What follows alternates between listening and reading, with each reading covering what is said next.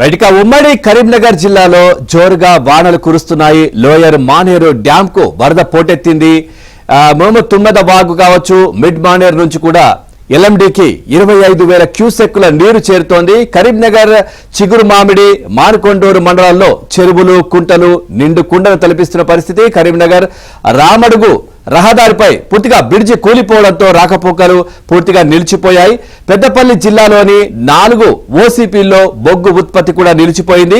వేములవాడ పట్టణంలో వర్షం నీరు రోడ్లపైకి చేరుతున్న పరిస్థితి. ఒకసారి మిడ్ మానేరు ప్రాజెక్టు దగ్గర నుంచి మరింత సమాచారం మా కరెస్పాండెంట్ శ్రీనివాస్ కూడా లైవ్ లో అందిస్తారు. శ్రీనివాస్, పూర్తిగా కరీంనగర్ కూడా అంటే గత 2-3 రోజులుగా కురుస్తున్న వర్షాలకు కరీంనగర్ లో పూర్తిగా చుట్టుపక్కల ఉన్నటువంటి జలాశయాలు కూడా నిండు కుండను తలపిస్తున్న పరిస్థితి.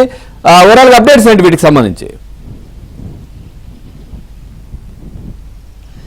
సో పవన్, మొత్తంగా ఉమ్మడి కరీంనగర్ జిల్లాలో ఉన్న mid Maneru, lower Maneru dam కు క్రమంగా వరద నీరు పోటెత్తుతోంది. మిడ్ మానేరుకు ఎల్లంపల్లి జలాల తరలింపు కూడా కొనసాగుతోంది. ఉమ్మడి కరీంనగర్ జిల్లాలో కురుస్తున్న వర్షాల కంటే ఎగువ ప్రాంతాల్లో కురుస్తున్న వర్షాల వల్ల వస్తున్న వరదతోనే ఆ డ్యాములు అన్నీ కూడా నిండుతున్నాయి. ఇప్పటికే చెరువులు, కుంటలు కూడా నిండుతున్నాయి. క్రమక్రమంగా అటు మానేరు వాగు కూడా, మోయతుమ్మెద వాగు కూడా కొంత వరద వస్తున్న పరిస్థితి అయితే మనకు కనిపిస్తోంది. ఇక మండలాల్లో కూడా చిగురు మామిడి కానీ, మానకొండూరు, హుజురాబాద్, కేశవపట్నం లాంటి ప్రాంతాల్లో కొంత స్థానికంగా అంటే ఇబ్బందులు అయితే ఉన్నాయి. కొన్ని గ్రామాలకు రాకపోకలు కూడా నిలిచిపోయాయి. ప్రస్తుతం మనం లోయర్ మానేరు డ్యామ్ దగ్గర ఉన్నాం.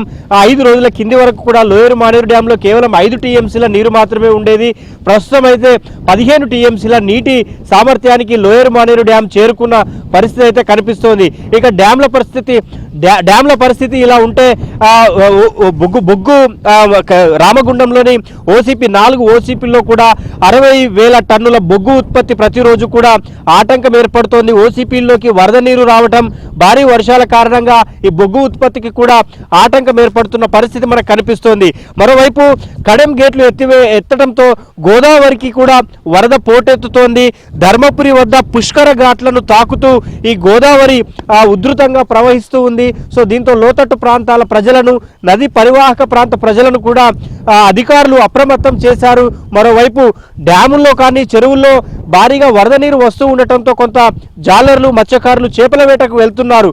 వారిని ఎవరిని కూడా చేపల వేటకు ఇప్పుడే వెళ్ళొద్దు అంటూ అధికారులు అయితే చెప్తున్న పరిస్థితి అయితే కనిపిస్తోంది. అటు రాజన్న సిరిసిల్ల జిల్లాలోని వేములవాడలో కూడా భారీ వర్షం కురిసింది. సో ఆలయాన్ని ఆనుకొని ఉన్న వీధులన్నీ కూడా కొంత వరద నీరుతో నిండిపోయిన పరిస్థితి అయితే మనకు కనిపించింది. నిన్న భక్తులంతా కూడా భారీ వర్షంలోనే స్వామివారిని దర్శించుకున్న పరిస్థితి ఉంది. సో మొత్తంగా ఉమ్మడి కరీంనగర్ జిల్లాలో ఇక రామడుగు మండల కేంద్రానికి వెళ్లే రహదారి దగ్గర ఉన్న ఒక బ్రిడ్జ్ అయితే పూర్తిగా కొట్టుకుపోయింది. ఆ రాకపోకలకు కూడా అంతరాయం ఏర్పడింది. స్థానిక ఎమ్మెల్యే మేడిపల్లి సత్యం కూడా నిన్న ఆ బ్రిడ్జిని పరిశీలించారు. జిల్లా మంత్రికి సంబంధించి పొన్నం ప్రభాకర్ కూడా ఇటు లోయర్ మానేరు, మిడ్ మానేరుకు సంబంధించిన అప్డేట్స్ను అధికారులతో అడిగి తెలుసుకున్నారు.